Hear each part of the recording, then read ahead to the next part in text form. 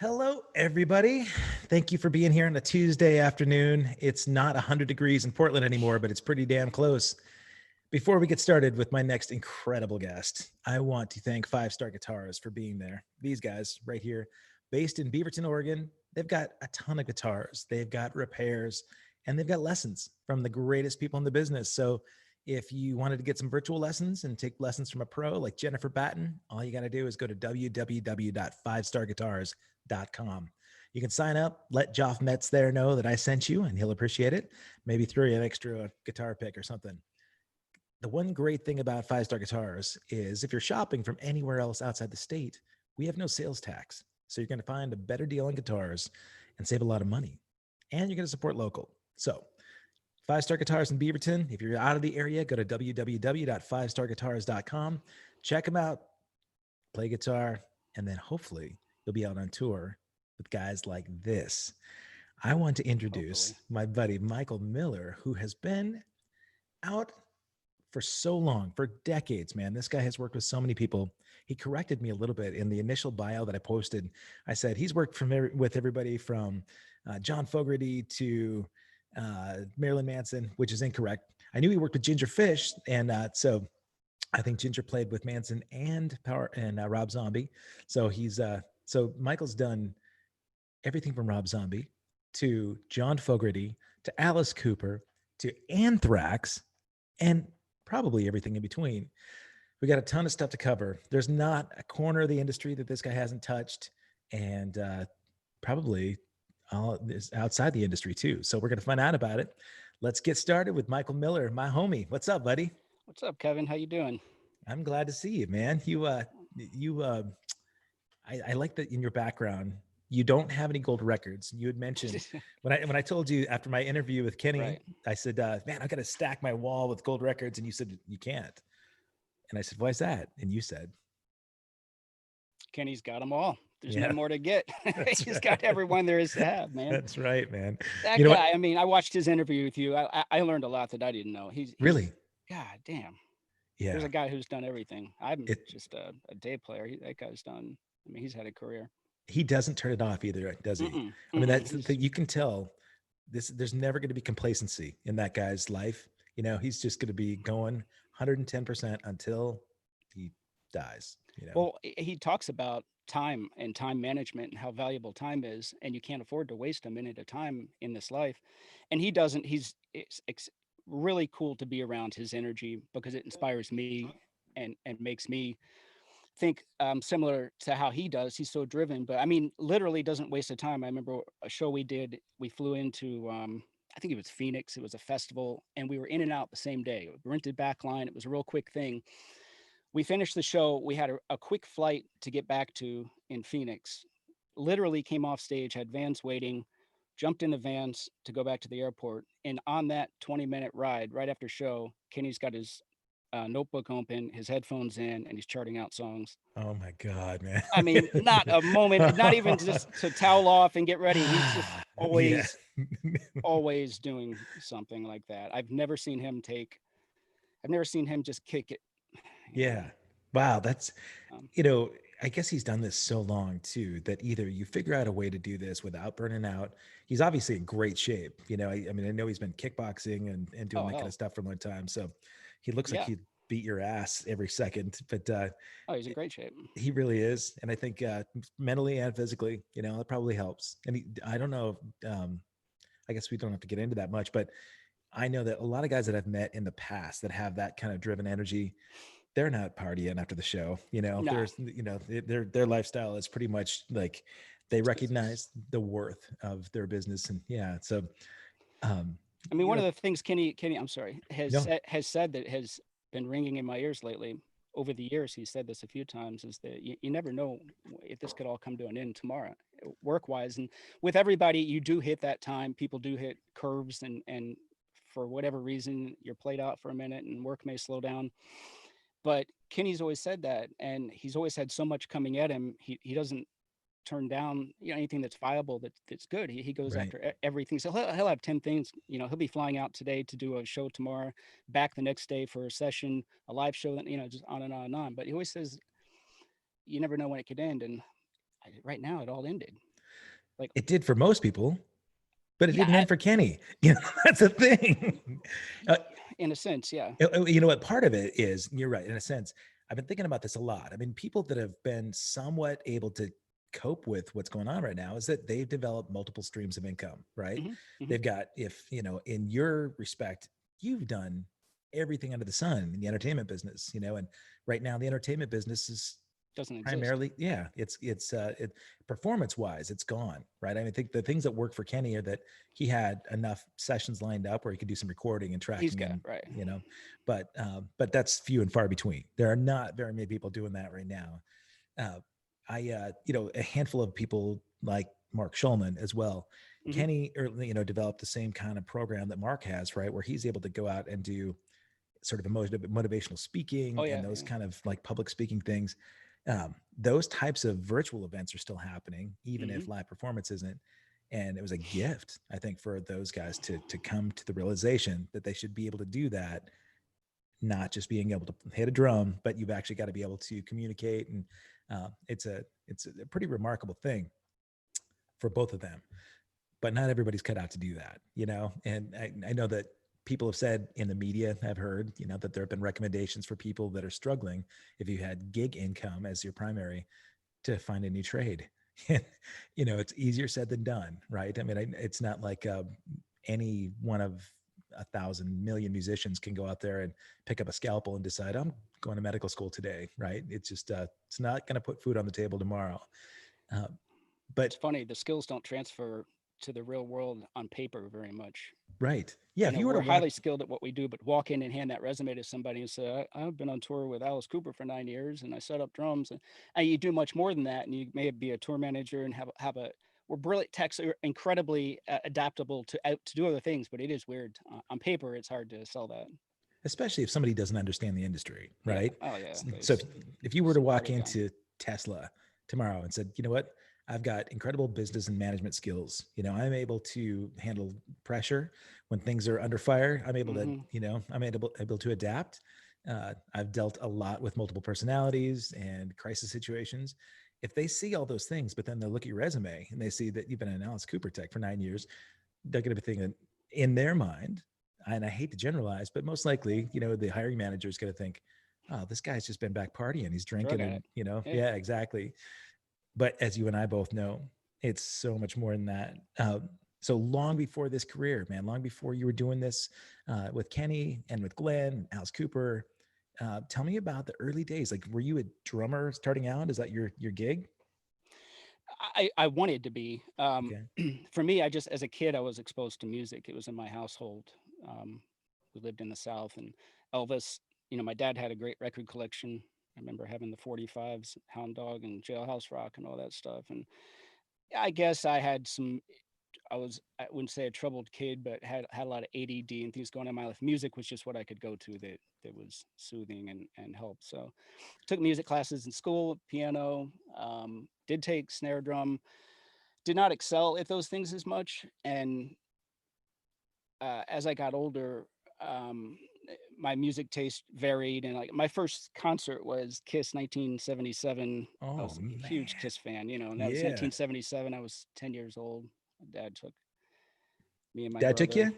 Yeah, yeah, Good job, Pop. yeah. That was a Nice. good one. That was a good one, man. That was the height of the Kiss was Yeah. everything back Yeah. then. So that was my first show. So I saw, you know, what Kiss fire and blood and special effects and lighting and all that stuff. So I was like bit by the bug then. And then we used to spend summers and winters. Our family had a house in the mountains and we'd go to the ski resort at night. My parents would go to the club, little nightclub, and a big band playing. And that's where that was like my first live band seeing it. It was, just a top 40 cover band.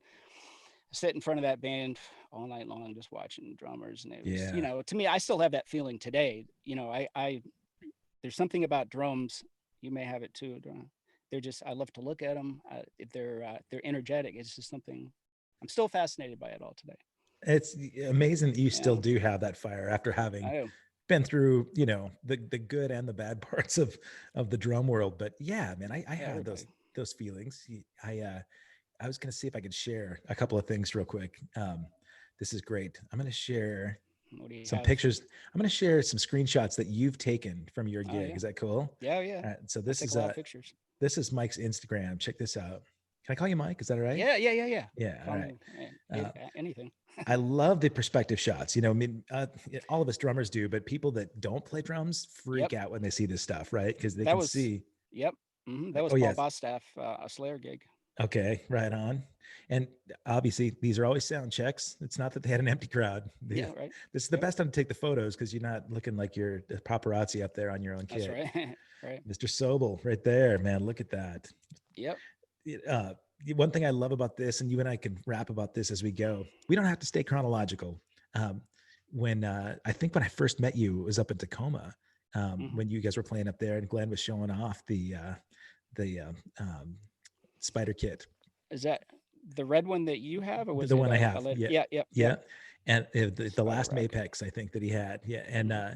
but he was showing off his Roman candlesticks where he was Oh yeah. shooting the sticks into where that pyro is coming down. There's a Hmm. little curtain up above, Hmm. and you guys had just had the fire department, the fire marshals come in, check out, make sure that their Hmm. pyros to code, and I just couldn't believe that Glenn was, his tasked to like be shooting off fireworks on stage, but that's freaking awesome, man. So That was a cool effect. After his drum solo, he stands up, and we had I don't remember what it was. The pyro department put him on there, but you press a button. There's a battery that ignites a spark, and it shoots fireballs out of the sticks. yeah, It was cool. It's cool. Yeah, it's Alice good that he kept Cooper. him up and not down, Yep. It's Hmm. on a day that Alice might make him mad, but that Hmm. never happened. I've heard just Alice is such a great dude, and I bet you enjoyed Yep. working with him too. Absolutely. This is a cool one, man. So this is Glenn's small kid on the Vampires Hollywood tour. Vampires. Yeah. And 2 years the ago. God, look, this is great, man. In Prague. And it's the same rack, the Gibraltar rack. I just modify it for the single bass drum for the Really? Vampires kit. Yeah, the Okay. current rack, it's so manipulatable. It can come in, I can push it in and off the riser a little bit, and everything on it. That's what I like about it is I can literally turn it into anything. We constantly making little changes or moving stuff around, and so that I just modified the front end of it and brought the cymbals in a little bit closer and made it work on a single bass kit. That's cool. It's Right perfect. on. So yeah. What was the decision to go single bass there? Was it just to bring something different and more classic to that because the band is more of a sort of iconic historic thing? I think so. And also, it's a 24 and wanted to use a 24, and two Okay. 24s might get the rack tom a little too high, or Gotcha. and just doing something different and making it a kit with a different look. That one, we have two gong bass drums behind it Of with course. artwork on them. Why It's don't I'll why just wouldn't you? show. Yeah, yeah. I Yeah. just make kids. I want kids to be like the ones I used to look at when I was a kid going to concerts, where they're just very impressive. I want to see mystery. I want to Yeah, look at the right. kit and go, "What the fuck is that thing?" And how what that yeah, that's what I still try and do with drums today. So there's things up there that maybe don't even do anything, but it's there to beef up the kit and make it impressive. So Nice. So for the so for the fans, yeah. are you going to Glenn and said, "Hey, man, I got this idea," and you sort of you're the constructor, the architect to Hmm. this thing, and then you say, "All right, so here you go. What do you think?" And then have him check it out, or does he say, "I've got this idea. You guys work together." Or what's the plan? A little bit of both. Glenn's Okay. been super cool at letting me figure these things out, and so I come up with concepts and colors, and we talk about it. I'm like, what do you think about this idea? And he's been pretty agreeable with everything. I've come up with some cool stuff, and the rack Gibraltar was really amazing to work with on the first rack. That spider, same thing. They're just an amazing company, and you can build anything you can think of there. And going into that spider rack, I literally wanted the arms. I wanted the pipe to come out and come back in like an upside down spider, Yeah. and it just happened they came out with a pipe that was a curved pipe that made that work at that time. Lucky me. I don't know how I would have done it had they not. Um, That so with the Alice gig, it's kind of as crazy as you can think of it, and as flashy. And the current kit's bright red. It's like a red finish that I stole right. off a Porsche 911. It's a fine metallic finish. It's got really fine sparkle in it. Only one other kit exists with that finish on it, and That's that where was, that came from a yeah. 911. Well, that's where I got it from. Yeah, That's yeah. where I got it from. Yeah. Yeah, actually, what my primary kit back at home is a silver glass kit, but I actually had them cut red glass rally stripes in after Oh yeah. seeing this Mustang, this 66 fastback with the rally stripes, and I thought, oh man, I just love that classic look. So it doesn't quite look like a candy cane, but it's But it's nice. unique. It's It is unique. unique. Yep, the only one like it around. So, That's what's cool. Spawn did that for you? yep. Yeah, cool. Yeah. You know, I That's was what's going to nice. tell people this is kind of cool too, man. One thing about the touring life that a lot of people don't understand. I mean, really, I know that most of the bands that you're out there with, these major touring bands where you're doing 150 shows a year or 100 shows a year, and it's pretty much on the tour bus all the time. You drive through the night. Glenn's mentioned that you drive through the night because you got to get tea time the next Mm, morning most mm. places, right? He does, yeah. A band Yeah. bus, yeah. Okay. So, but there's a real beauty to being able to get paid to go around the world and explore things like this, right? So you've got a 60-degree day off, walkabout in Helsinki, sunset at 10:40, sunrise at 4 a.m. So you've got tons of daylight hours, and these kind of pictures. It's one thing if you're on vacation with your family, but I don't know, man. For some reason, for me, when I'm on tour and I've got some time off, that is one of the most magical times where you can explore a city by yourself, right? You get to meet new people, and a picture that might be mundane like this, a cable car, on a sort of a cobblestone street, might look like every other city in Europe. But the fact that you get uninterrupted time there by yourself, that's so special, man. And it's cool that you tag it here, you know? That's everything. Day offs. I mean, Yeah, I mean, Kevin, we have like the greatest job on earth, in my opinion. I We do. agree. We get paid, and you get day offs in all over the world, in cities, amazing cities in Moscow, St. Petersburg, and you get there often enough where you get to know the cities. That's what kind of gets wild for me is when you've been in cities in Berlin or and so, so many times that you know the city. I know Right. what restaurant I'm gonna go to, but I'm a backstreets person. I really the day offs are what I live for, and I never do anything touristy. I've never been a person to do museums and stuff. I like to see life and Yeah. how people live. I'm a side street person, and I go off on my own pretty much because that's the only you get some alone time on day offs. And I explore.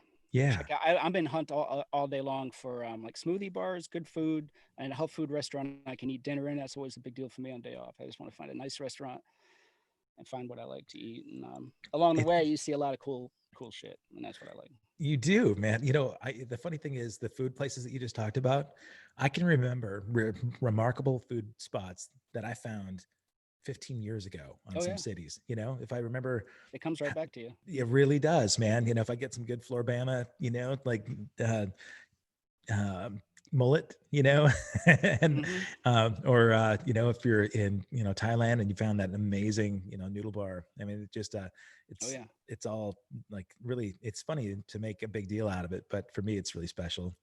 This is a crazy kit. This is Florida Georgia line. Yeah, I did that with Sean Fuller. A Gibraltar deal also that I came up with. So the front end of that is there. I call them whiskers. These pipes Uh that huh. come down low in front of it. We had a lot of fun building It that. looks like they look like a chopper. Like Chopper, it's got a little bit of that. Yeah, I think he put some skulls in there after in the center of those two pieces at one point. okay, But that was their first big tour. That band just exploded, when they came up. And that I don't know, it was like 2012 or something. I don't know if there's a date on there, yeah, 13. 2013, yeah. So yeah, and so when they had a big record at that time and had the money and so we built that kit and Sean flew me out there. We built it in one day in Nashville. Wow. Um, yeah, a lot of fun. I can't remember if we built that. We may have built that here in LA. I can't remember, but You know, that's a good point, man. You talk about you mentioned that bands that get a big deal, the money's flowing mhm, at that point, and it's kind of interesting for musicians that maybe are trying to get into this industry. A lot of people that I noticed that watch this show, they love to hear the behind the scenes on teching and mhm.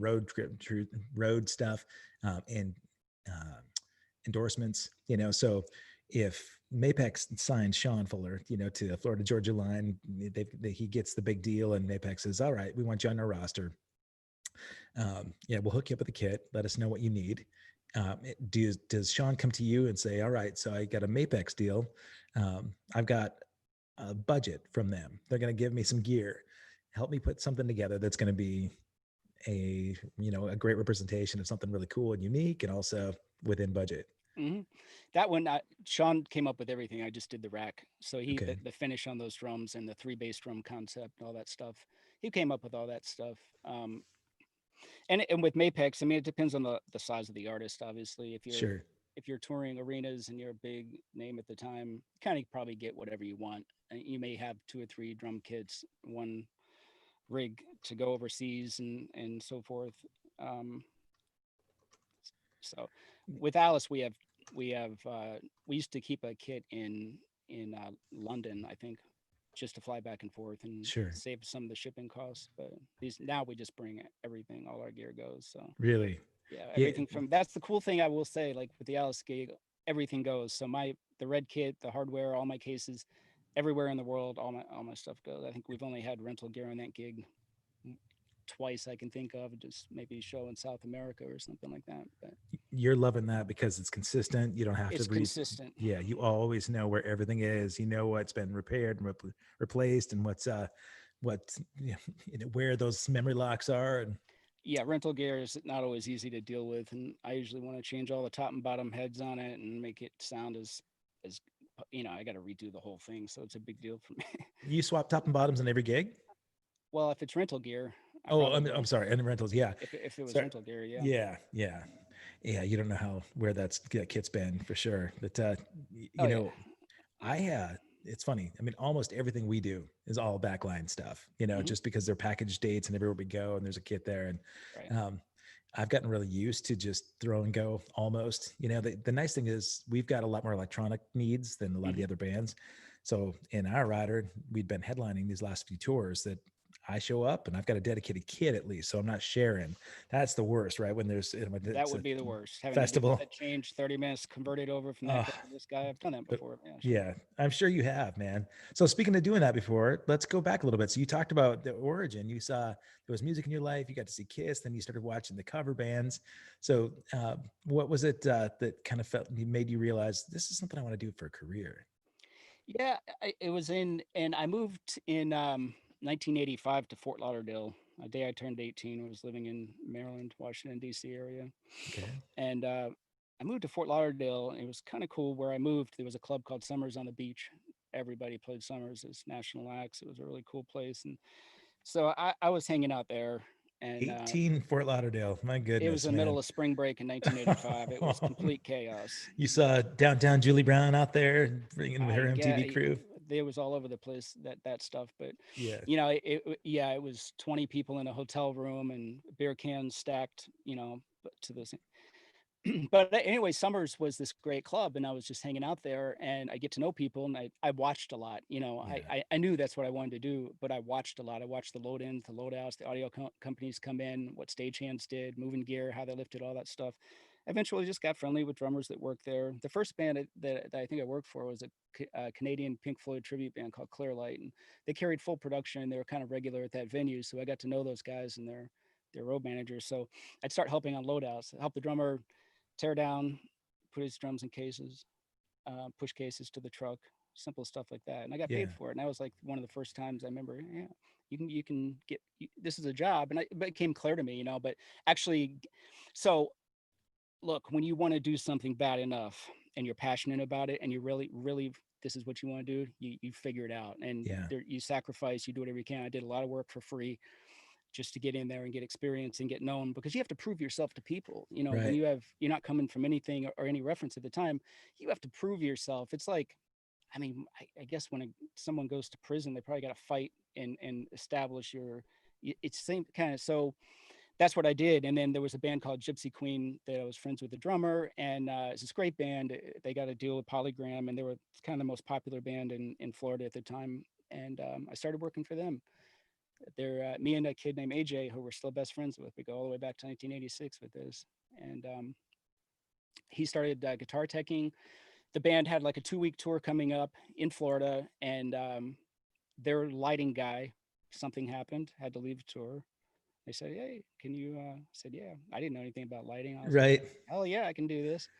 You ever notice the commonality? If people have been watching this show, it's almost that every time somebody says, "Oh yeah, I can do that," having no clue what they're doing. Yeah, But if you say yes enough, you're always going to get opportunities, right? So, you're gonna get it. You're gonna figure it out. And yep, it wasn't like this huge rig anyway. right, About 30 par 64s and some dimmer packs and a little leprechaun board. Other than that, just helping get the gear in and out. And the drummer was, one of my favorite drummers to this day, Keith Cronin. If you don't know him, check him oh out. It's yeah, keithcronin.com. Keith's a badass. And wicked drummer. so in that band, the bass player was Mars Cowling from Pat Travers' band. So Okay, I was with Gypsy Queen for, I don't know how long it was, a year and a half or something. We were playing all over the state, and they got a deal. We did a record at Quad Radio Studios. Jack Douglas produced it. So that was my first time in studio. Got to see that process and all. And then we had these hellacious gigs in South Miami while that was going on because the band had to keep working. We couldn't tour. So we had these 6 a.m. gigs at clubs in Kendall, Florida. And again, this is the 80s, the cocaine years. And these were bars. We do 6 sets a night. You don't even go to work until midnight and you get out at 7 a.m. So it was a real, that was a heavy scene. And the drug scene, I mean, but the band was really cool. Again, they were the most really popular band that should have gone on to have huge success, but sometimes that happens.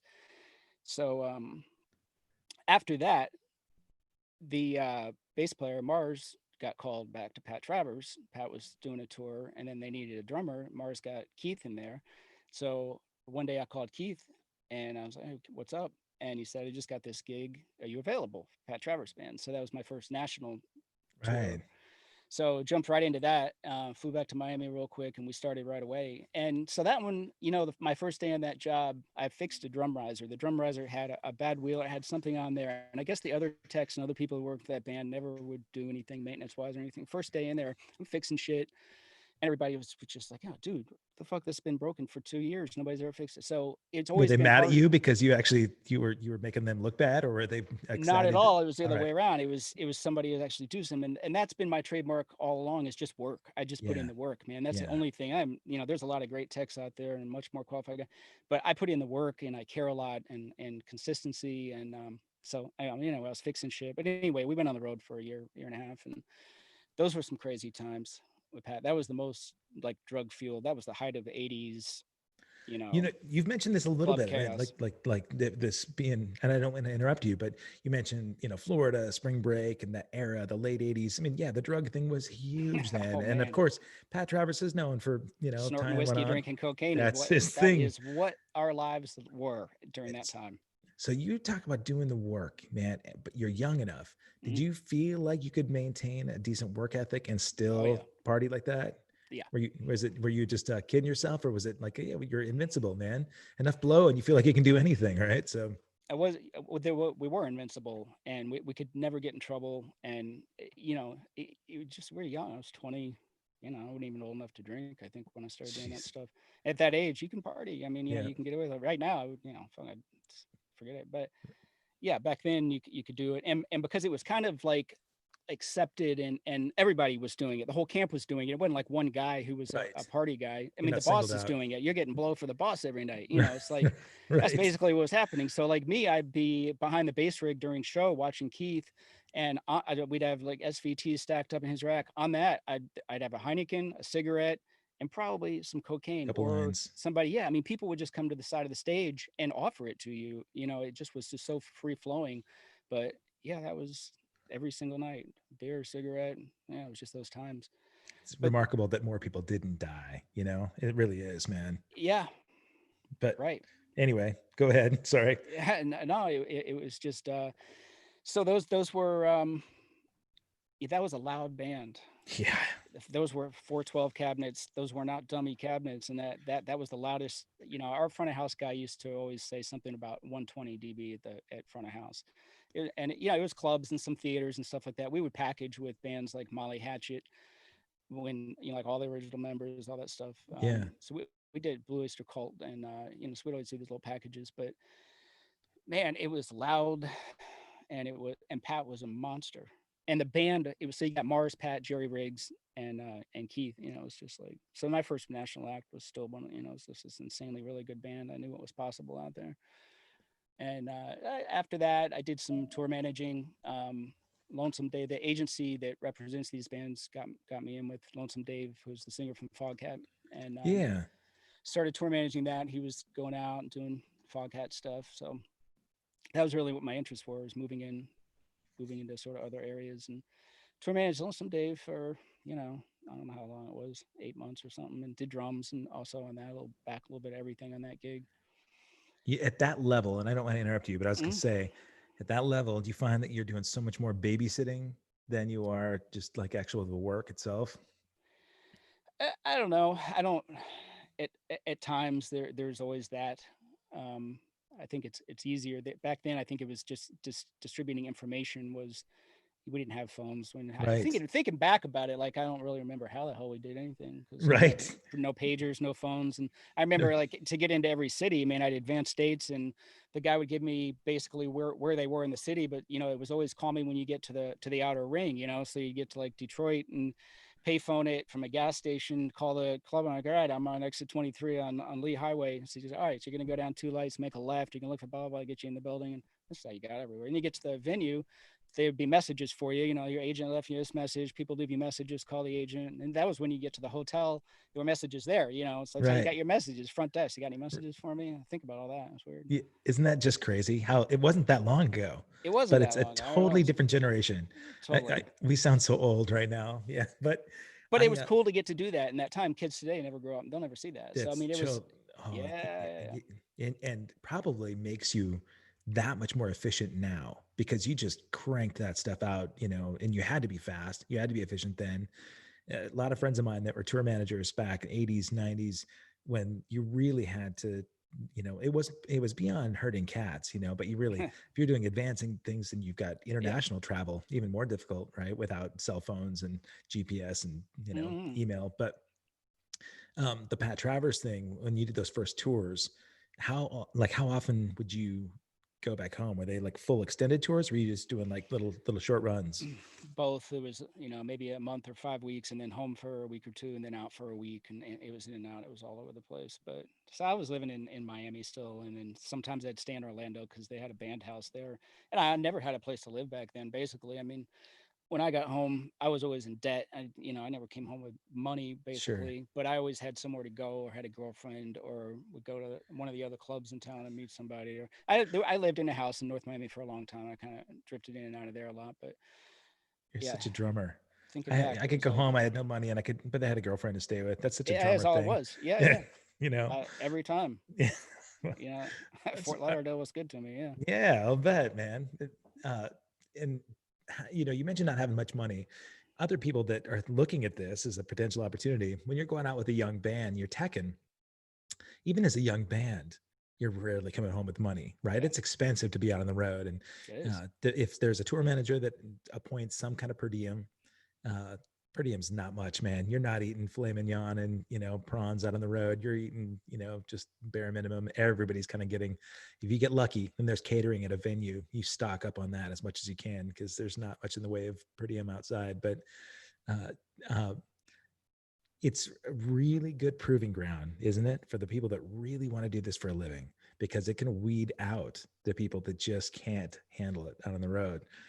So when you were out there, did you notice, because you started TM, you were tour manager on that tour, did you find that some of Okay. the greener young guys just they couldn't handle it? It's like boot camp. Yeah, I don't remember too much of that. I mean, we had a crew, we had a good crew, and yeah, everybody was pretty good then.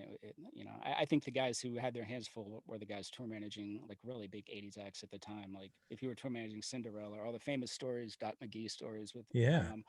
with Motley Crue and Scorpions and his stuff. I mean, you know, Doc. those Yeah. guys. Yeah, I mean, him Yeah. having to fight the band and all of his story. The, Did you get mentored at all from cats like that? No, I was a big fan of Doc McGee. He was like a guy I looked up to. I remember Yeah. years later when I was in the at the agency, there was an issue. If you remember Performance Magazine, that I was don't. before Polestar and whatever's out today. Performance was Okay. industry trade. There was an issue that came out that had on the cover of it Doc McGee and Doug Thaler, and this was at the pinnacle of their. They owned metal, the world back Right. then. Bon Jovi, Bon Motley, Jovi, Motley, Kiss, the everything. big three, Right. yeah, Yeah. right. And it had those two, and Doc was just this larger than life legend, and his partner at the time, Doug. And I was like, God damn, they were just that. Those were heavy hit, still Yeah, are, but yeah, I really looked up still to are. them. Yeah, I accidentally walked in on Doc doing some money stuff behind at a yeah. Kiss show once. Yeah, it was not smart, man. I was lucky to be alive. He didn't pull a gun on me, but easily could have. Yeah, What year so was that? it was probably it was one. They were going off to Europe. Dan Pratt of Dan Reed Network and I were doing a video electronic press kit shoot for him here in Portland. So it would have been 2009, Oh, yeah, maybe. not long ago. All right. Yeah, no, not that long ago. Yeah, but and I've met Doc in and out of other opportunities, and it's weird, man. When guys like that walk into a room, you don't even have to know they're there. They can walk in the back of the room, but the energy changes. Oh, That oh, that there's that much power. It's really weird. Shep Gordon, Shep Yeah, Gordon, Alice's manager. same. Same thing. I mean, when he's in the room, yeah, the whole room changes. He's got Y- this really powerful voice. When he speaks, people act, and he puts he's a great, it's amazing guy, great guy. But yeah, he carries a lot of authority. Sure, you bet. Those are the guys. So you didn't get mentorship from them, but you were I at learned on the least, fly. Yeah, I yeah, just okay. learned. But I Well, understood it. I understood what been done, and I've been touring. I knew, again, I'm just watching the tour. Look, I knew everything that was happening, and was close to the other tour managers I worked with, and so that was it was good. I exciting? mean, Did you love it? it I did. It was tough times though, Yeah. and I was a little kid, and I was always up against. I mean, you had a gun pulled on you. That happened a few times back then too, and I mean, there was one time I was with Foghat. We're doing a show, and I was somewhere like North Carolina, somewhere down there, and the club was. I guess the contract was issued for like a 700 capacity deal. The ticket price times the capacity, and you come up with a guarantee and then a percentage over it. And before show, I went back in that venue, and I guess I don't know if they opened up other sections. I don't know what happened, but I walked in and it looked like 1,500 people. It was Hmm. easily twice the number of people in that room. I was like, it wasn't that great of a paying date. So I called the agent. So this was going on. He said, so he said, go back in there and ask the guy for, I think it was another 2 grand or something. We weren't going to fight over what probably would have been owed, because you're never going to get percentages. The club on, Right. you never saw percentages back then. It was always built into every deal, and they always promised you, oh, if you make over, we'll pay you. It never happened. Right. So I go back in. So already the guy knows something's up. I put the band back on the bus while I went in there, because we needed to resolve this. And he's got his security guys. I could just see him moving around me, and Like flanking so you? yeah, yeah, Wow. because I had the band, I put him back on the bus, we're in the Yeah. dressing room, Right. So you're and alone. yeah, I'm alone. Just a little scrawny. I mean, I got nothing, right? And so I go into his office, and then those guys follow me in there. So I'm standing there with like 6 bouncers, and he's Wow. sitting behind the desk, and I go to him with him, and like, look, we don't want to fight or anything, but there's at least twice the capacity in here, so that's what the agent wants. And the guy just pulled his desk drawer open, took a pistol out, and sat it down on the desk in front of him, and said, "No, if you're No. going to do a show," it was like he had an argument. Of course, he said, "No, those were comps. We gave away 500 tickets." You got to Oh I mean, yeah. Of yeah, there's course. no paper trail at the time. It wasn't in part of the deal. But those You kind didn't of have things somebody at the happened. door counting. Yeah. Like unless you can be there Yeah. receiving money, man, you just can't know. So I think even on that one, how messed up it was. Somehow the sheriff got called, because I think people were worried for my safety on that, and because of what was going on. It's the real Yeah. deal. And The no, boss but may this not make it back club on the one was a bus. nice guy. Yeah, we were just in one of those kind of southern home, boy Yeah. towns where they own. It was their, we're in their house. Right. But so the sheriff came, and we explained to him the contractual dispute. That guy told us to do a show. You better be on stage in 5 minutes right now. The sheriff did, because I should have known the sheriff is best friends with the club Of owner. course. Yep. They're like brothers, Yep. related, and the sheriff's Right. like, so Married to the same those kind of kid. things would happen. I mean, yeah. Or there was another good one. I think it was with Foghat too. It's a fly date on a festival, and like Mississippi or something, and we're stage pop up stage generator, middle of nowhere, and it's us and Black Oak, Arkansas, and some local bands. Everything's fine. Right before Black Oak goes on, power goes out, and we're in trailers next to the stage. I go out there. It's this brand new state of the art generator at the time. It just died.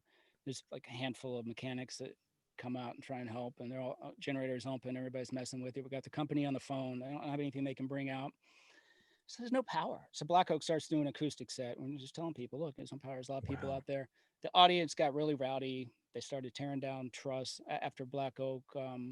They were really mad at us, and they were mad at the promoter. And for some reason, they didn't think that they thought, I don't know what they thought, but they started tearing. So I got guitars off the stage, and we had to get a police escort out of the off the grounds. And they literally tore the stage apart. Oh my And God. they were mad, and Yeah. nobody understood that there's no fucking power.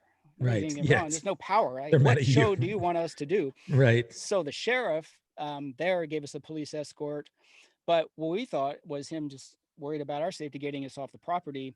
They had blocked us in on the highway and took us to the state line, and they escorted us to the state line and said if we come back across, they're going to arrest us for inciting a riot or something like that. Wow. They were blaming us too. Oh my We were like God, the dumb cop didn't man. understand. There's no Oh power. man. I mean, you're just dealing with those things all the At le- time back then. at So least you still got paid, right? You had your guarantee, man. I think we got paid. Yeah, I Yeah. don't. I think we got paid. It was close to our show time, but what are you gonna do? But Yeah. I mean, that's not the last time that there's been contractual disputes, I'm sure, between no, then and now. yeah, But you don't have to worry about it now. You're not having to deal with the TM stuff. But how no. did you go I from, just still do some of it. Yeah, but well, with yeah, I different mean, bands. But yeah, well, I mean, you've worked with a lot of bands. I saw in, in oh your resume, I mean, Indigo Girls, like yeah, to yeah, go to go from Indigo Girls to Anthrax. What's that all about? I guess it's all yeah. business, right, man? I It's love it. Mm-hmm. yeah.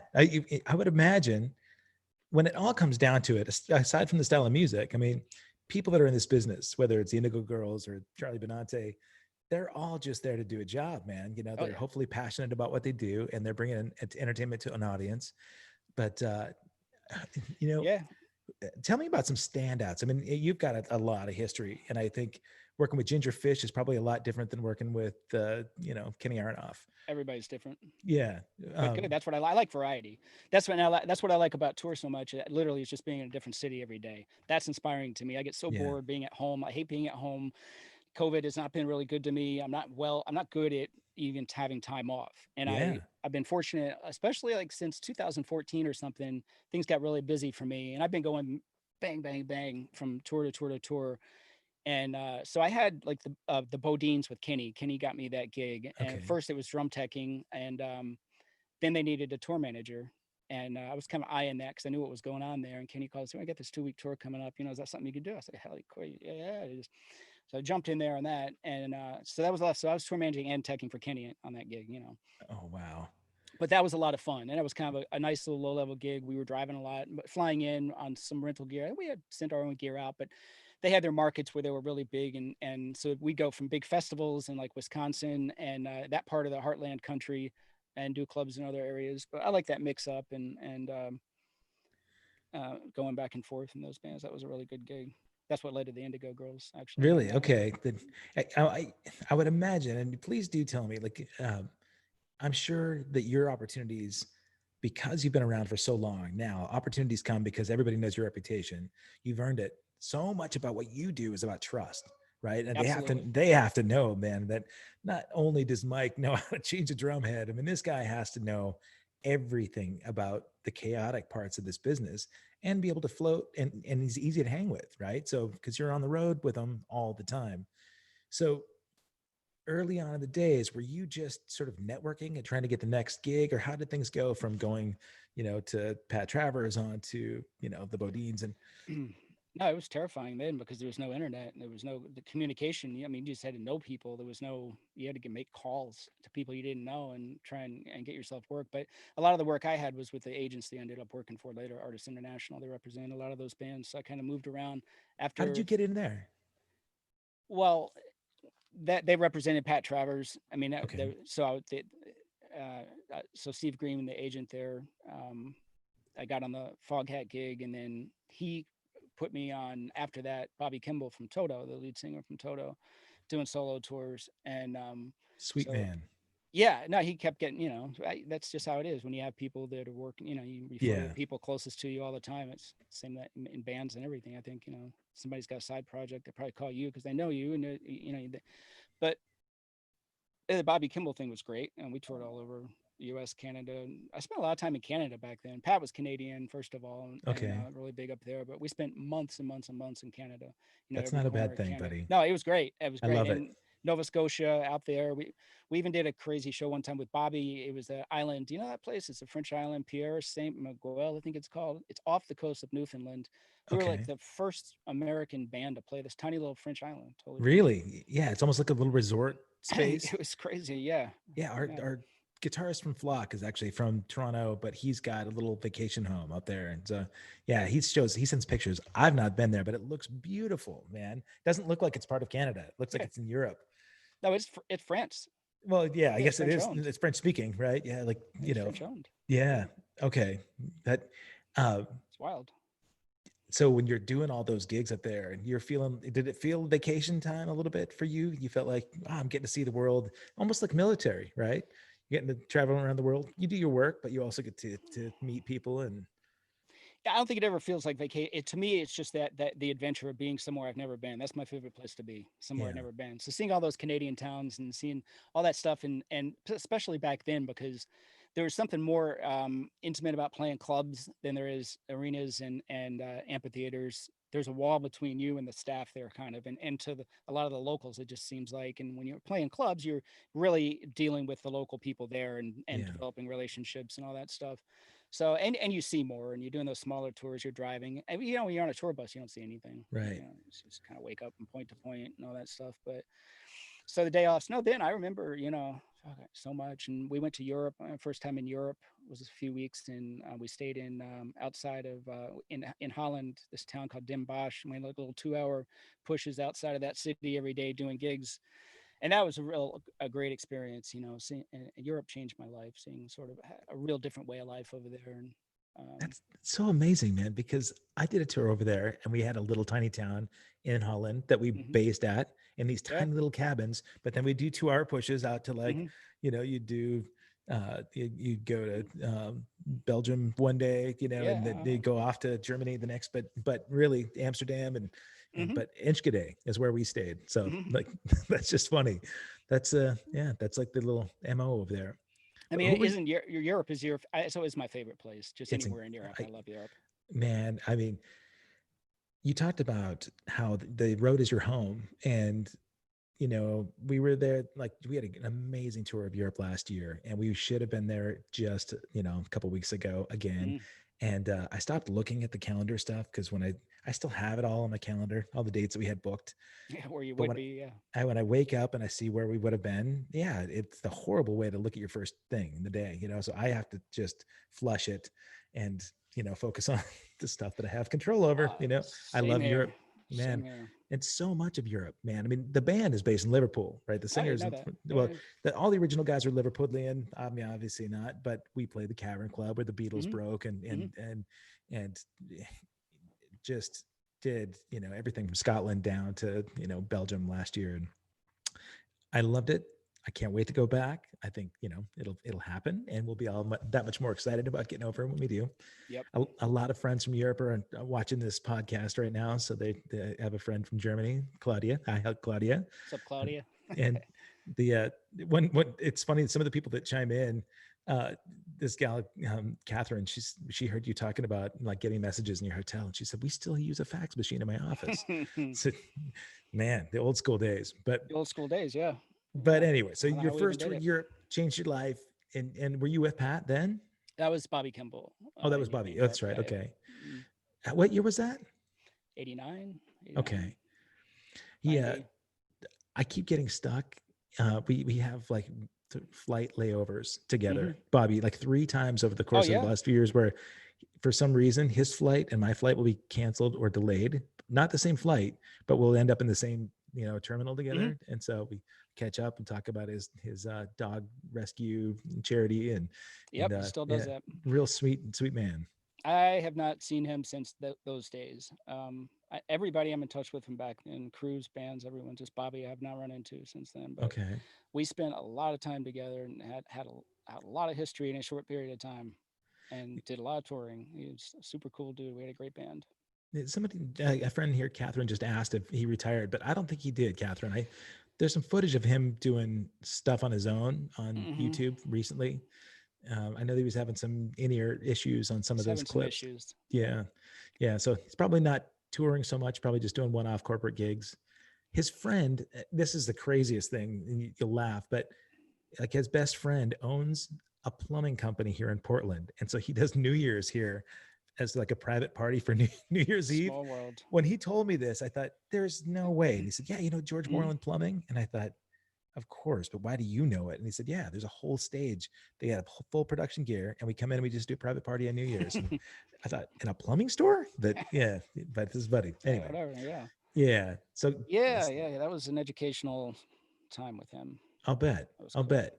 Yeah, so you, I mean, even going from Pat to Bobby was an evolution in terms of, uh, you know, production needs and Oh yeah. professionalism. And so, um, did you kind of see yourself sort of rising in the ranks and being able to work with major international stars and kind of, did you have like the foresight that you're going to be doing this forever? I did. Yeah. That's all I wanted to do. I mean, there was definitely some challenges back then. I ended up going a few different directions, but I mean, like I got one other little cool tour back then with Luther Vandross, and that was like 80, 88, 89 or something. My friend was on that, and I was a production assistant. I was assisting the tour manager, Taft Richards. It was only like 10 days or 14 days. Luther Vandross. It's his first big record, and venues up and down the East Coast, and that was the first big, big tour I got to sort of Yeah. and be on. And so that one actually Shep Gordon managed Okay. Luther. So, and what I was doing back then, I remember doing it, was like Taft would call me with a stack of tickets. Here, you need to go down to like a PNC Art Center or something. Give these to Shep, put them right in his hand, tell him this is for so and so. It was all that back and forth from the hotel to the venue, and dealing with Shep. So it's just weird now, work for Shep all these years later and Yeah. have that little piece of history where I remember him so well back then. And Taff ended up working for Alice at one point. Re- Yeah, for those of you watching, Shep Gordon is Alice Cooper's manager yeah, and one of the most powerful dudes in the biz. in a So, business period. Yeah, yep. yeah, yeah. It's And great his the remarkable thing I think is his annual New Year's benefit. event. Yeah. Yeah, on Maui, where he Hmm. has this big, huge benefit concert with all these all-star people playing. So Yep. you're working that one every year, huh? No, no, that the band goes. Crew never goes on that. Really? It's rented backline, and I don't think there's any crew on that at all. Oh, that's kind of a drag, man. You So earned that trip, you know? it'd be fun to go, but Yeah. yeah, you bring a bunch more people to Hawaii and put them. It's just a band thing. Right. So, Okay. Then we but won't talk yeah, about that. I wish it would. But yeah, Glenn's been doing that every year. I think they do Yeah. that. So The thing I liked about it for him was that when Glenn and I first met many years ago, I met him because I was doing the Jennifer Batten gig, yeah, and I was so floored by the music that he did with her that I had to go meet this cat and figure out what made it tick. It made him tick, and just loved who he was as a human. mhm, And we just I think he kind of took me under his wing, and um, at that point, he really wasn't getting great opportunities. Like he wasn't getting the referrals for a lot of those big gigs because they kind of typecast him as the metal guy. So when a pop gig had come up, like an Avril Lavigne gig had come up or mhm. whatever, he wasn't getting the call, because they felt like, oh, he's the shredder. And it drove me crazy because I knew he could play this stuff, and he had all the other intangible things, that were important to have as a bandmate.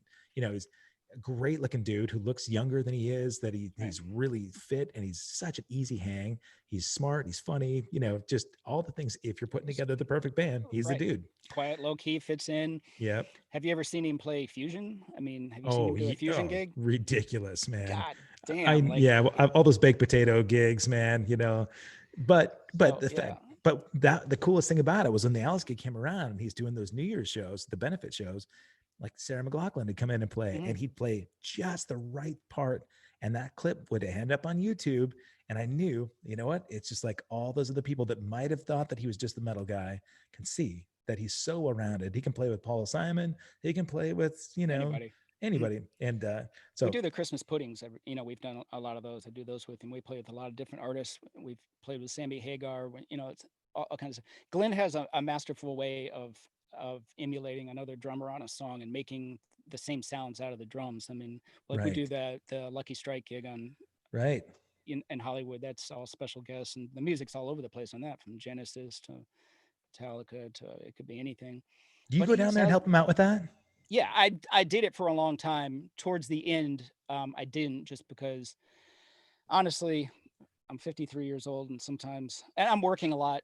Yeah, I just don't want to go out to a club until 2 in the morning yeah. sometimes. Well, it's But yeah, it's a free I, gig I too. did But several years of that with him, and I'll still do it at some point if that stuff comes back. But he just has a way of hitting a drum that he'll make this the tom he'll make the song sound like the sound. That's just yeah, he's got I don't know it's it's magic. it's a gift, man, for It's a sure. gift. It's not. He's worked it. That's the thing, man. You look at someone who's put in. When they Oh say that yeah, you have to ten become a thousand man, hours. 10,000 hours. He's put in a hell of a lot more than ten Yeah, thousand hours on his craft, and it shows. But he makes it look so easy. yeah. That's That's what the the best drummers do. yeah, yeah. That's But the multiple 10,000 hour thing, and that's when you've put in the work and you know what you're doing so well but just you make it look so easy. yeah, That Todd yeah. Zuckerman. Oh my God, yeah, Todd's coming on the show in a couple weeks, and but Zuckerman, the traditional grip, and he Oh does yeah. so much, but he's so fluid and so relaxed. He looks like he could just be drinking, having a cup of tea, and but like Kenny Aronoff can play it all. He doesn't make it look easy. I mean, but what he's just slugging. When you see him play, it's a completely different style. Kenny's like there's absolute conviction in his playing. There's nothing tentative about anything. And he can play with Mm. dynamics, but I cannot believe that guy, if, you know, no one would ever say, you know what, Kenny kind of like pussed out on that track a little bit. It just never happens. I look at him like a diesel engine. Yeah. He's like a diesel engine, and what Glenn refers to like his hard eighth notes that he plays, he's having at eighth notes. Yeah. He works that kit so hard that it just never lets up in any song. Yeah, he's just like this machine back there. Do you have to do a lot of repair stuff on his gear because he's like pounding the shit out of it? Not really. The Tama gear holds up really well.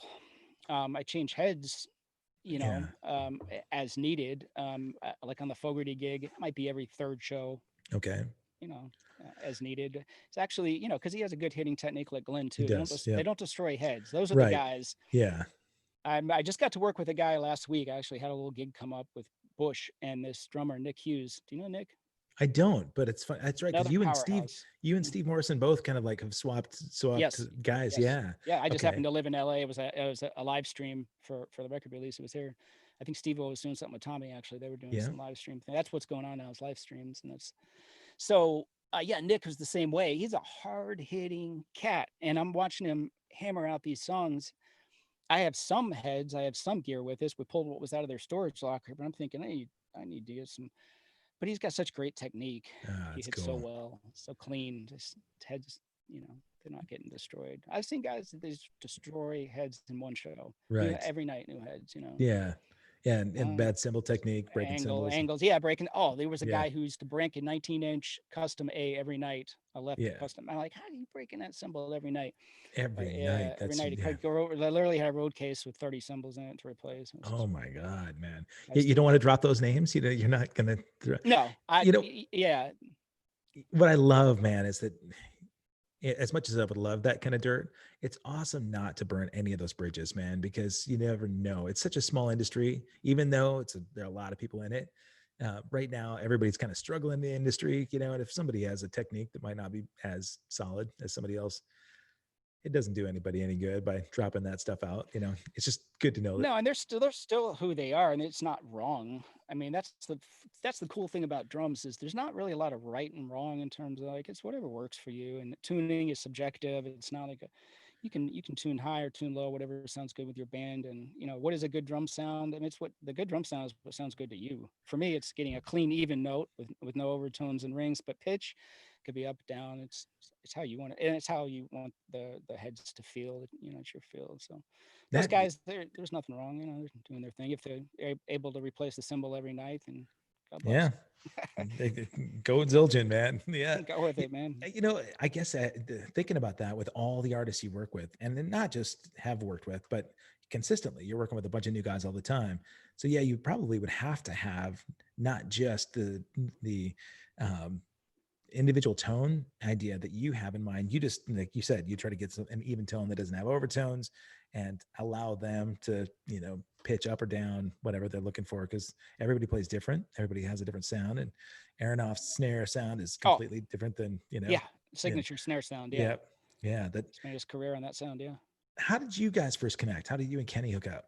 Kenny, I was like 2009 or something. He was doing a gig at there was a great club in LA, the Cat Club, and there was I think it was Friday nights. Kenny was in a band. It was called the Zep Set. It was Mitch Perry and Sean McNabb, and three-piece doing Zep songs every night. And I was hanging around the Cat Club a lot then, and You and um, Ron and Slim Ron, Jim, was Slim on it it? was Did Slim own it? Slim owned it. Yeah, Yeah. yeah. I was roommates with the bartender Kenny that kind of ran the place, and that was a great hang. That was all musicians and roadies. That was kind of the place, and they had a Thursday night all star jam band there. It would be all you'd never know who was playing drums. Tommy So, Clufettos was regular. Eric Singer, so it was a yeah. great night. I was hanging out there. I met Kenny there. Started helping him tear down gear like I do because I can never go to a show and at the end of a show I'm not working it, but I can't just watch a guy tear down drums or something. I'm like, I got it, Kenny. Pack all Buddy, his that is gear up. amazing, You man. know, That's what the difference between you and a lot of people are, because you set up and tear down all the time. You have one night off and you're yeah. out there helping set up and tear down. Oh yeah, yeah. No, if I'm at a show anywhere and somebody, I'm gonna jump in there, because I like that stuff. You want So to I come to my go, shows? yes, I'll be a stalk some flock shows. So I started that anyway. That's where I got to know Kenny, and then there was a show. It was the first Bonzo show in LA, and Yeah. that was around 2012 or something like that, 11. I jumped in there just to do it. I didn't get paid on that. I just wanted to do it. I wanted to work it. It was the coolest thing I'd ever seen. All those drummers and Yeah. everyone doing Zeppelin. Kenny was doing it, so I think Kenny told me about it and said, "Can you be there or something?" And so I went there, and then I met Jeff Jonas, who was also brought in there from by Kenny, and me and Jeff got really tight because I was working for Pat Benatar at the time with Myron Oh, Grombacher, and Jonas was the tech that was with Benatar and did all the records in the okay. studio. Jeff Jonas is like the greatest drum tech, if there's a greatest drum tech in the world, it's Jeff's really his tuning and all that. He is the master. But so me and Jeff hit it off, and then shortly after, Jeff is Ringo Starr's tech. Has been with Ringo a long time. Oh, wow. He also has another business. He has sort of some other things going on. He said, "Would you be interested in the John Fogerty gig with Kenny?" I already knew Kenny, and he knew it. So when a tech offers another or tries to refer another tech on a gig, it's a heavy thing. Big I mean, time. that's putting That's your name. trust. That's putting your name on the line that this Yeah. guy is solid and that can do it. So I put subs on gigs. There's only about 5 guys I think that we work together and get each other work, and there's like 5 guys I would be comfortable putting on a gig. So he had that in me, and we set up and built the kit, and he got me set up with Kenny, and Kenny came in. So that was it. I was like, hell yeah, I want to, I'm not, here's my dreams coming true. I got these great gigs starting to line up. Yeah. And my first gig with him so it was a one-off in Moscow on New Year's Eve in the Kremlin, Wow. and it's my first time building Kenny's kit for a show. Oh my I built gosh. it in the rehearsal room. I had my notes and everything. And so we flew. Both flights got messed up. We ended up getting to the gig like 4 hours after landing in town. Hadn't slept the whole time. It was a nightmare travel situation getting to Moscow. We go in the Kremlin. It was for Putin, for the president, his New Year's Eve party. He bought John Fogerty. He's a John Fogerty fan. Wow. So and it was weird. There wasn't a lot of security. We were all kind of like wondering. We brought stuff in. They didn't check. Inside Wow, the really? Kremlin. Yeah, it was really weird. So then we're on stage ready to go. Putin's right in front of us. There's a black, he's giving his speech and he goes sit down. So anyway, I did, I built the kit. Everything's fine. Kenny, come check it out. But see, with the Kenny gig, there's a lot going on. There's that part of it, building the kit wasn't the hard part. With Kenny, we're running a separate mix just for drums. There's a lot of cues and click tracks and like on. So that's what you got to Okay. get right. But Are you programming a lot of that stuff? well, we with Kenny, we're using an SR16 for all the clicks, and Kenny has a foot switch, so I'm just advancing to the next bank, and he starts his click. And we just add one song into another, get going, and write it through the song. but was running a mix. We run a 16 channel mix. So there's eight, there's a lot going on stage. All he wants to hear is John guitar and vocals. So the idea is we take everything else out until it's needed. So I have cues on every song. If keyboard player is starting one song, I got to have that level up and have it right in his ears. But I'm riding John guitar and vocals all night, keeping every patch, every guitar with John, different levels and stuff spiking all Okay. over the place. It's a solo, it spikes. I'm just keeping his ear mix clean. But you got to know all these cues. There's Sure. another guitar player starts a song, that's got to be in there. Kenny comes in on his guitar part. When there's another solo, all these things going. So that was like the part. Yeah. That's the heavy thing. You're paying attention. Yeah, but that's also like Kenny says too. He brings it up. It's like that's what you want. I don't want to sit behind drug. I don't want to sit there staring, waiting for a cymbal, something to break. It's like you Right. want to be busy during a show and Sure. and that's makes you feel important. That's rewarding. And it's the same thing with Glen. I'm running click tracks. I do all the samples on the Alice gig, so I'm firing all those samples in song in time. Oh, you are. And Okay, yeah, cool. yeah, I do all that. Nice. Yep, tech and so there's a lot of responsibility there. And but that's what makes it all so cool. And that's where Yeah. during the Yeah. show, you're, I'm not sweating it because I've got enough of that behind me now, but you're definitely in a state of ultimate awareness, and Right. and a lot of techs do that. Everyone's, clicks or clicks or whatever. But But at the end of the night, when everything goes well and the show's over, it's a great feeling. yeah. That's the Uh, reward. and really because you've grown as a family, right? I mean, you're just lockstep with your drummer that you're Yes. with. Yeah. So the relationship that you guys have, I mean, I would imagine, no drummer ever wants to have to switch techs next year.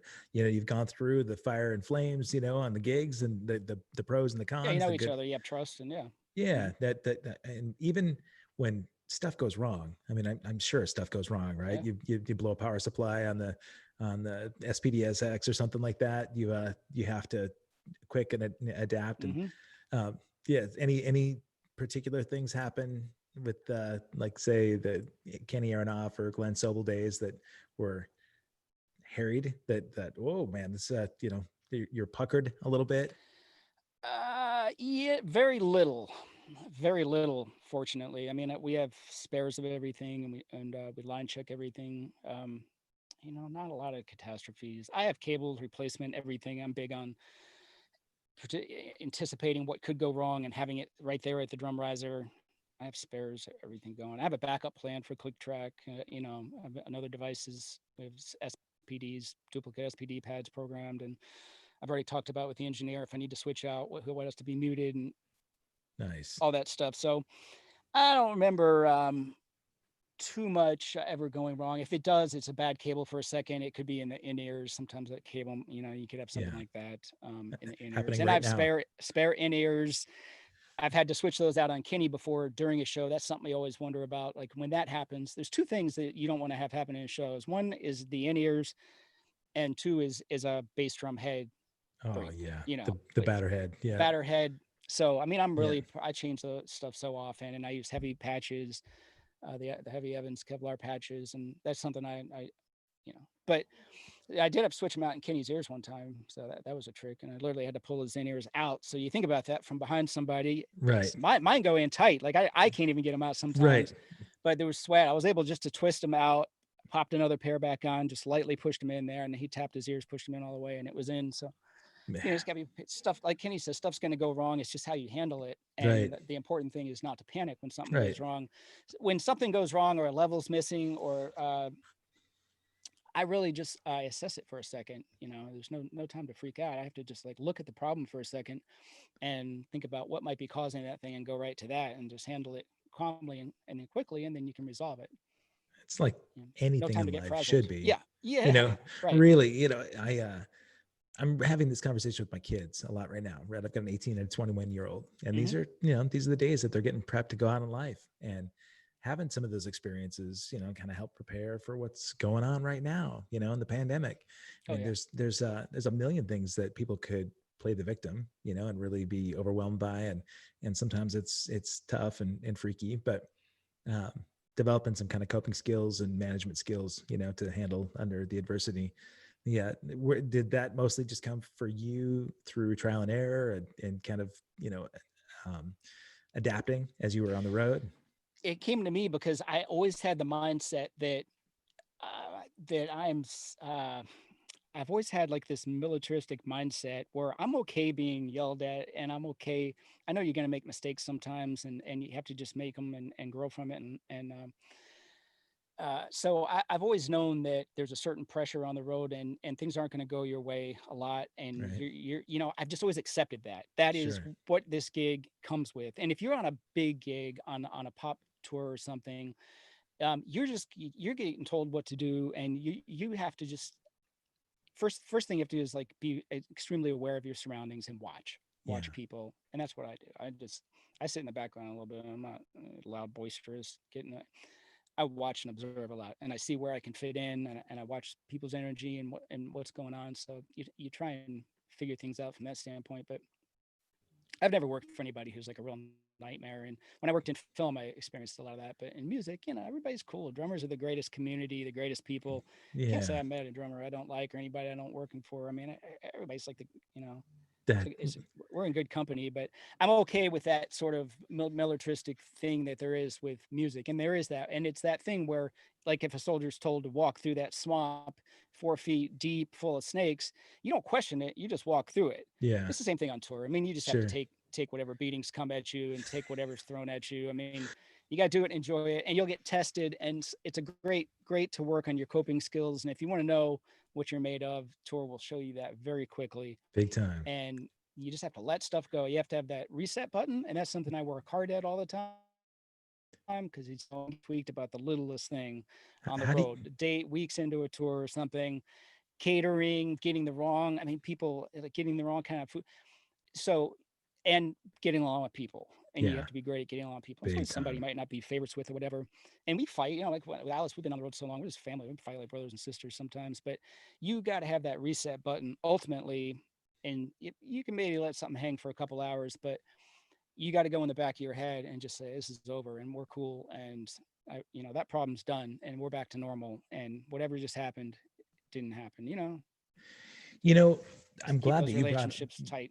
that reset button. I think would benefit people regardless of what relationship they're in, right? I mean, Yeah. if somebody's married or you're in a business partnership or Applies to all anything. of life, Yeah, everything you do absolutely. in life. Yeah, no, that do you have, because you talked about being able to sort of step back for a second, analyze the situation, being mindful of that situation is actually really healthy, in a lot of ways, because you're not immediately reactionary and you're not trigger happy, right?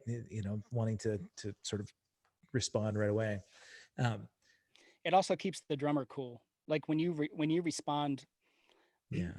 if I were to respond with the wrong energy, somebody might think the wrong, so keeping your own head cool in that situation is instilling confidence in those you're around, and everything's fixable, and if something's not, then it's understood. A drummer, sometimes you just got to get through it.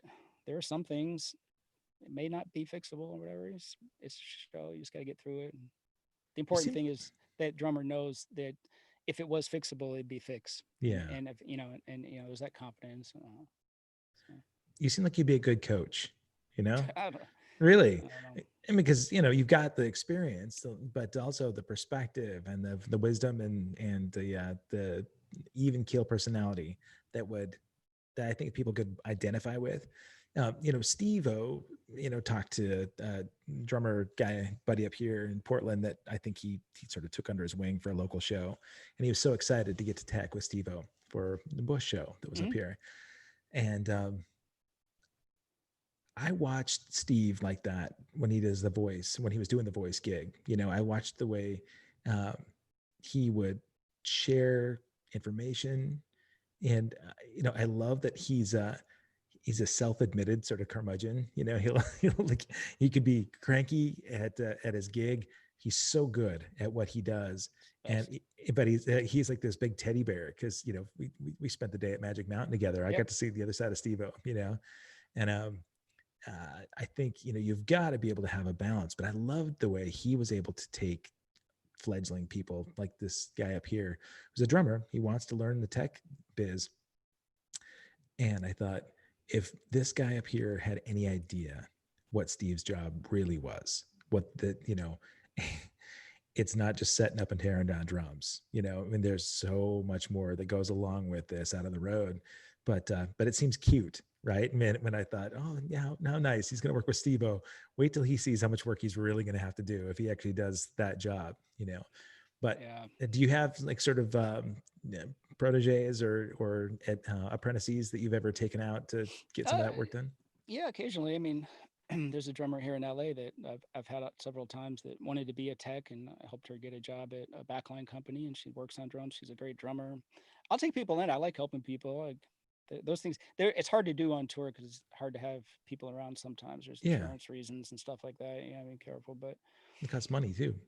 yeah, any of that stuff. Mouths to And feed. you know what it does also is like it can be a problem because it's distracting to your own gig. Sometimes Right. that's the biggest problem is it's Yeah. like you're having to divert a little bit of energy or something. But nah, it's all good. I mean, there's that saying, like people want the life that they think you have, and everybody, they see that one moment of how cool your job is or something. But and it Yeah. is cool. I like all of it, by the way. There's not one aspect of it I don't like. And Yeah. travel, all that stuff. And travel's just a paid day off. I can Yeah. sit on a plane. I can sit in an airport. I can deal with all that. It's that's not that's nothing. Those days are coming too. They are, man. Those days will be back. I know that it's a challenge right now. How have you found that you've been able to kind of see any silver linings right now while the pandemic's happening? Well, so I didn't take it too well. What happened to me, I was with we with Alice. Luckily, we got one good tour in this year. We spent the month of February in Australia, and it was a killer tour. We have this new Wow. set, this big castle. Everything goes over there. It was a great run. I mean, the band was on fire. We did these killer shows.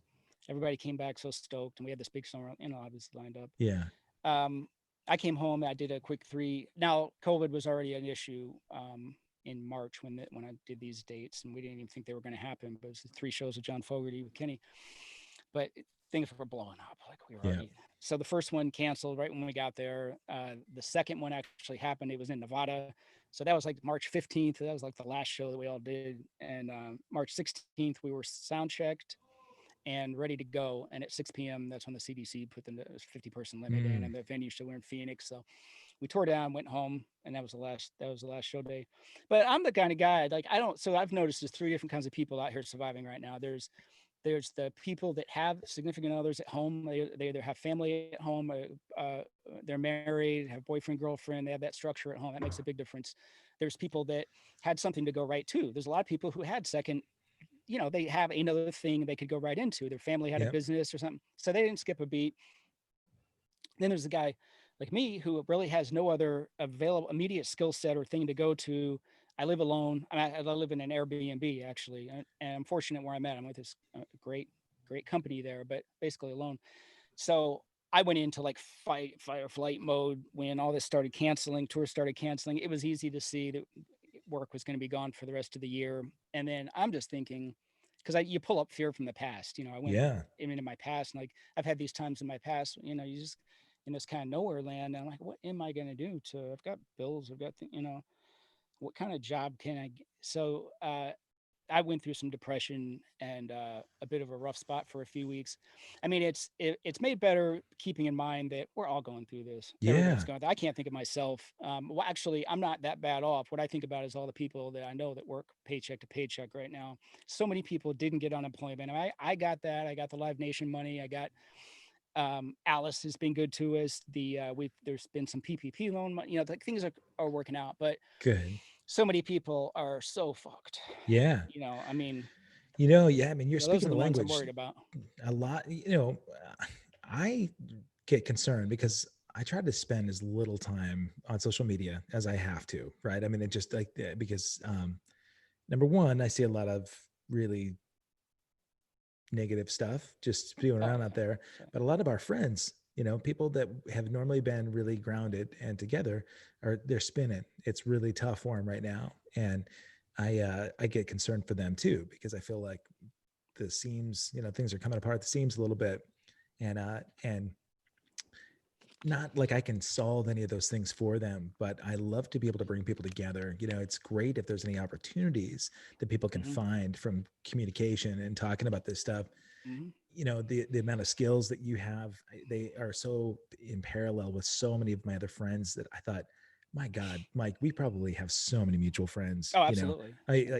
Terry Finley. You have to know Terry. I I'll know Terry. bet. Mhm. Yeah, because you mentioned the Pat Benatar thing, and Terry's an old dear friend here in Yep. Portland too. We Yep. talked. You know, we did an interview like this a while back, and right at the beginning of the Uh-huh. pandemic, and Hmm. uh, you know, and things shifted then because there was at that point, you know, he thought probably be out of it by now, right? And now we realize, you know, it's going to be longer.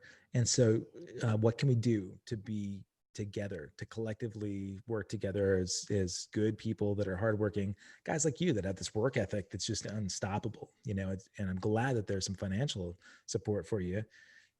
It would be amazing if there was some sort of global collective of people that rather than are just, you know, sort of rats fighting their way out of this thing, but you know, we're Hmm. kind of like, yeah, and I see some positive things. I mean, that is one benefit when social media can kind of bring together a movement of really positive. You know, I love that. Yeah. That's amazing. You you know, you know, I think I was kind of open about my recovery program. You Hmm. know, had I not had that, I don't know that I would have been able to manage this thing. You know, really, I'm pretty active, and you know, some meetings, and I've Yeah. got a men's group of guys that have a lot more time and wisdom than me. That I just need perspective. I need to go back when I'm starting to spin a little bit like that, and I'm kind of uptight. I love to be able to just go, okay, here's where I'm at. Can I get a second set of eyes on this a little bit? You know, and it's so helpful, man. You know, because trying to do it all alone is impossible. You know, and my recovery, my you know, my sanity and sobriety is pretty damn important to me. I got two boys here, you know, that are dependent on me, and I would be, I'd be a mess, I think, if it I think weren't for so that. many people are. There's Yeah, going to be there's a lot of wreckage out there right now. You took meetings away. I mean, there's never been a time that there hasn't been a meeting to go to, and that's where the support is. You know, and yeah, feeling that energy. So no, I didn't do well. COVID came at a weird time for me because I've been getting sober, restarting a couple of times. I've been sober a lot in my life. I've had some 6 and 7 year periods of sobriety. Then I've had some times not in sobriety, sure, and that's just how my journey's been. But the last couple of years has been driven towards sobriety. So I've been getting like these 4 or 5 month uh, times in. So I'm in that process, and I was doing really well prior to COVID. I yeah, was really in a great spot. I was working heavy step work, and I was really connected. Going to meetings every. Um, I just didn't grasp onto Zoom that easily, yeah. and It's the isolation and the fear and the things that happened during COVID and losing my support group and everything I had at that time, I did struggle and I didn't make it successfully. I mean, I'm okay now. I'm fine. My sobriety is for me is things are a little bit different, the reasons behind it and stuff. But man, there's a lot of people out there. I mean, I big read time. it in there's a lot of recovery magazines and trades you can look at. I mean, treatment Yeah, centers. I don't even know if treatment centers are even open, but everybody who's trying to get clean or was recent a new sober, there's no meetings to go to. yeah. Not in Zoom, person. mm, Zoom Yeah, is it's one thing. I mean, you can do it, and so again, like one of the interesting things for me is like I'm in this Airbnb, and it's like hard to log on and share. I got people next door. It's not their business. right. I might not even have the. You got to just get in the car, you know. And there's all this thing about people and sitting in their cars to stream meetings and do stuff like that, but so there's been a lot of also like growth. I've completely embraced what's happening now. I understand we're not going back to work, and no, you know, everybody says they reschedule for next year, and it's not like the New Year's Eve ball's going to drop in Times Square and COVID's going to be gone. We're not going back No, to work next year. They're already canceling January and February. We're not right, going back to work until there's a vaccine that everybody has. That you got to right. get global distribution. You know, Yeah, it's going to be a while. So I've got a game plan now, and I'm simply going to get a job. I'm going to get a yeah. job, and I'm going to get a job like somewhere in a healthy health food sector or something like that to occupy my time 40 hours a week and have that structure. That's a That's big thing. it And is, man. with that money and whatever else is going on, you know, I'm fine. I'm gonna wait this out, and I'm gonna use it as time to work on myself. And that's something that came out when this COVID hit. So work is a great distraction. You know, you can Yeah, carry problems around for a long time, but for me, if I stay working enough, I don't have to deal with stuff. It pushes it, and I'm great at work. I am a happy camper. That's my yeah. environment, the people. Um, so took that away, just like that, gone. You know, all that's gone. and we're not good at alone being isolated anyway. You know, No. if you have that personality. Yeah. So now it's just been a great time to address those issues. You know, I actually went into therapy a couple of months ago. I mean, I was in a place. You know, it's like, Yeah. all right, so it's either I'm either going to lose my lose my mind, or I'm going to go into therapy You and can start swear on the working on show. these It's all right. problems. Yeah, Yeah. I don't know You what know you guys. what, man? I mean, that's the thing because talking to So, somebody else, that perspective, ah, man, yeah, no matter it's who it is, everything. Hmm. it's just like, because if you're in your own head, your head's telling you shit that just doesn't help, man. You Bad know? place to be. Bad Yeah. place to be. And I also learned that there's not a lot of resources out there. So like one thing happened that I had to worry think about with COVID. All right. So there's no money coming in again. You have no paycheck in the future. You got to pay for therapy, and you know, Yeah. stuff's not cheap. So I start Right. looking around at resources and things. I mean, there are some things, you know, that you can go to. Some of it's hard to make those calls Yeah. to reach out to, you know. It's a big deal. And so I see people posting other techs and musicians too, and they're posting that their mental health is not in a good place. And I heard somebody say something about how useless they felt, and I can totally relate to that right now, because what does work do for us? It provides a meaningful purpose in Yeah. life and usefulness. And I'm needed at work. Yeah. Our jobs are important. Your job Right. is important. What we do it means something. So take all that away, and it's like now I feel useless in life. I just, you know, it's a weird thing. Man, the people that have really depended on you are some of those people that I think if I were you, I'd be reaching out to for nothing more than reality checks. You know, guys like Glen Sobel, guys like Kenny Aronoff. Aronoff is such a dynamo. The guy just goes, goes, goes. But you've been his rock, his MVP for so long that those are also sage voices that you Oh can yeah. just Oh, we say, talk. Yeah, yeah, yeah. I mean, I think I yeah, I get distrustful of my own head when my brain's starting to tell me yeah. something. I need to get perspective from somebody else, and your worth and your meaning, your value that you talked about has been so important to those other guys. That that's all you've known for a while. I get that. But your value is certainly much more than, just being Kenny's MVP and Glen's MVP. All those guys are all struggling too, man. Oh, Everybody that's in the business, like, that's why I'm saying I can't myself. I have to like put it in perspective, and it is it's perspective, not. but it's still real and it's all truth, Yep, man. It's yep, authenticity, and you yep. I'm grateful that you can recognize it. It's cool to be able to talk about asking for help too, because as men, it's really traditionally hard for men to admit that we need to talk to somebody. There's that stigma, yeah, but you know it's Yeah, starting to break. I mean, that stigma is starting to go away. It's becoming enough of a conversation in mental health, and the industry itself. I mean, I follow certain people in the industry who are mental health specialists that cater to people in this industry, because yeah, it will fuck your head. A lot of big things in time. this world. I mean, you're living a life that's a little bit different. It's not civilian life, Right. and that coming going it's the extremes sometimes too can hit you hard. You know, you're on tour one night, you're playing a gig, and the next day you fly home, and at 2 o'clock in the afternoon you're on your couch alone with nothing to do and Right. nobody. You just overnight like that, you just went from living on a bus with your 12 best friends and doing a show to nothing else. Yeah. And Oh, it can be a torturous environment out there. You're living, it's just a different life, you know, a lot going on. But yeah, so man. it's a struggle before COVID ever came along, you know. Big time.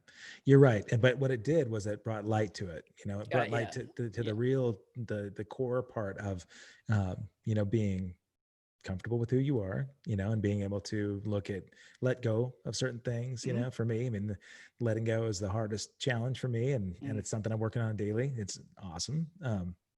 But, you know, I didn't know about those experiences with you. And I'm grateful to have you share, man, because it's, at the end of the day, I feel like we're all the same underneath, I mean, everybody under our skin is all the same, man. We're all made up of, some pretty remarkable blessings and intuition and inspiration and also some, chaotic, bizarro feelings that don't make any sense, and it's cool that Oh, we can all, we can all figure it out together. If we're all in this together, we can all figure it out together too. I'm all the better for it all. I mean, this is it. This is it. Just had to be a time where I've had to turn around and now look at myself and now address these issues. And so it's, I got, you're at home, you got nothing else to do, start getting into it. And, yeah, so only coming out of this better and stronger than I ever was. And when we do go back to work, I'll be a new person, and Yeah. maybe have cleared some wreckage out and be a better person anyway. So Yeah. that's all that's it. I love that, man. I really do. It's cool to get to see, the real side of Mike Miller. And I just get to see you backstage hustling all the time. But you've always been very gracious and unselfish, man.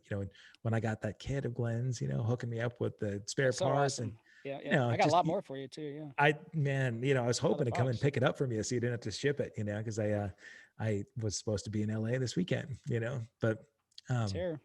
Yeah. we'll make it happen. I'm not using the kit right now. I'm not gigging. Yeah. So Shit. it's stacked up in my office, man. But It's crazy. yeah, it is, man. But It's like, crazy. um, if you feel like you've got some wreckage to clear out, I know you're the man to do it, dude. You not only have an incredible work ethic, but I love your drive and tenacity, man. So I think It's a forced break. It's a forced break. yeah, I mean, I've been pushing really hard for a long time. I give myself that, and I filled in. I have my itineraries. I'm able to fill in all the gaps. So it's been. I love that, yeah. but you know how you can do that for so long, and I mean, I didn't want to break, but it's forced upon me, so I'll use it to my advantage and That's all you do can what you do. can with it. It's all we can do. That's Accept it it, and man. plow That's through right. it, and then Yeah. eventually we will get back to it.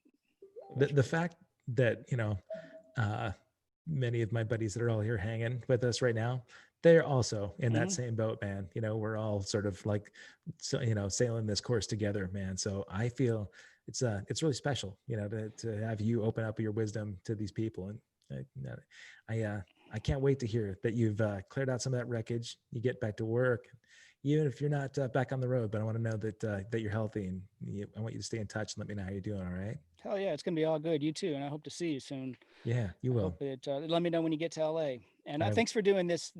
I've been watching your episodes and I dig in a lot of your guests, and it's been great. And podcasting, I've gotten so into so many podcasts lately. Sitting at home, it's such a cool thing.